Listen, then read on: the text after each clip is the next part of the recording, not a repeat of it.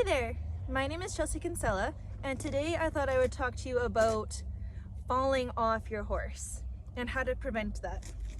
And so I know you're hoping that I can just give you a quick little tool that's gonna prevent you from falling off your horse ever again. And it is a tool, but it's not a quick tool.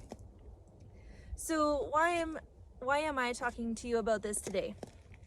I went out to a barn to work with one of my other clients. I have a mare here, but she's just hanging out. Either way, so I went out to work with one of my clients, and when I had got there, she was recovering from falling off her horse. So I was concerned, obviously. So as a horse world, how do we prevent falling off and getting hurt on horses when we think it's just a matter of when and how badly you're hurt versus, not getting hurt? We have kind of a thing in our horse world where we have just ride the horse. Either when the horse is really worried or the person is really worried, or both. You just ride the horse and hopefully it's going to go okay. And sometimes it does go okay, but a lot of the time it does not go okay.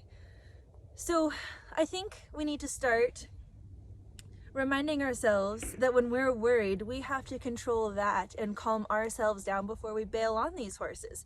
Because our tight body correlates directly to those horses and how tight they get, because they're not quads. You can't tense up and expect your horse not to tense up as well, unless it's like some shut down dead horse.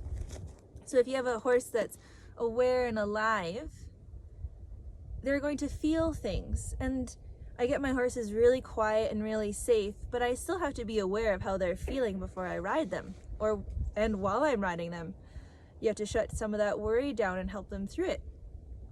And so it's the same thing with people. So this lady, when she's with me and she rides her mare, I'm there not because the horse isn't broke, but it's to help her with her anxiety, so that I remind her to breathe. So she gets on the horse, and then we stand there for maybe 3 to 5 to 10 minutes, however long it takes, before the lady is relaxed. She does some breathing, she centers herself, she's in a good frame of mind.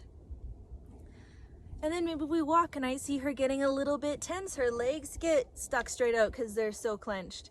So I stop her and we take some more time to breathe. I am aware of those things so that we can calm her down, so it's a good ride, so we're not having issues like the horse getting tense and then spooking and then the person falling off. And so I just think it's really important to be aware that sometimes why a person is not riding is not because it's the horse, but because they just have some worry, and we really need to get rid of the just ride the horse and push through it type of mentality, because that's not always right for some people.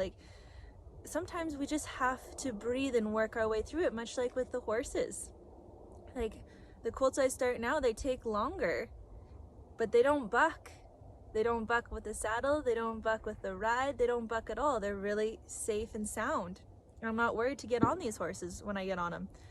But I take some time to make sure that they're okay. And it's the same thing with people. The ladies that I work with, they're older and they have some anxiety about riding. And so I take the time to make sure that they're okay with it. And it's not embarrassing to not be galloping across the field into the sunset. It is okay to just breathe on your horse. In fact, it's wildly important. We don't need to just ride and push through it all the time. In fact, 90% of the time, you could probably just take some breaths and relax your muscles before you continue on. Maybe before you even get on your horse.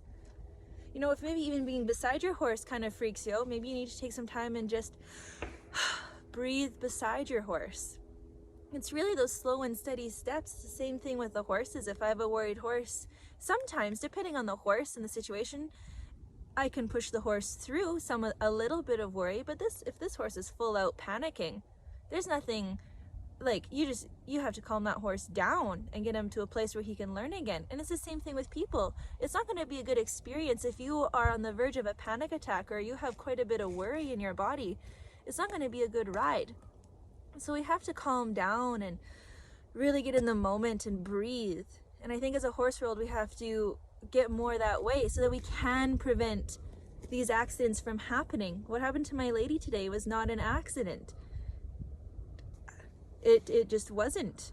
If she hadn't got on, or if she had waited for me, she wouldn't have fallen off today. It's the same thing. This round pen is a sheet of ice, and I know that. So if I was to work this mare standing beside me and get her loping, there's a 98% chance this mare would slip and fall. So would that be an accident if she gets hurt? No, that would be on me because I looked at the risk and I did it anyway. And so that's kind of the same thing with horses. I like to do a lot of preventative work so that this stuff doesn't happen, so everyone has a good experience, so I don't get hurt, so the horse isn't going mental, so the rider or the person that owns the horse is having a good time. Just a good experience all around. And that does take time. Like, it's not a 1 hour session and you're good to go. Some of it takes time, and as a human species we have to realize that we are very impatient and we need to just slow it down and take the time for ourselves and the horse. And so I hope that helps in hopefully helping you prevent future accidents, being aware of your horse and when he is worried or she is worried, because if they're worried, there's a good chance there's going to be a wreck.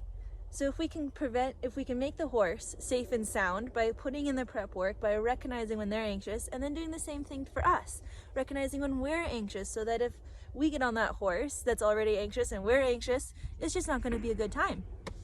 So anyway, I hope that helps, and if you have any questions about this, feel free to reach out, or if you need some help with your horse, I'd love to chat. Anyway, I'll talk to you soon.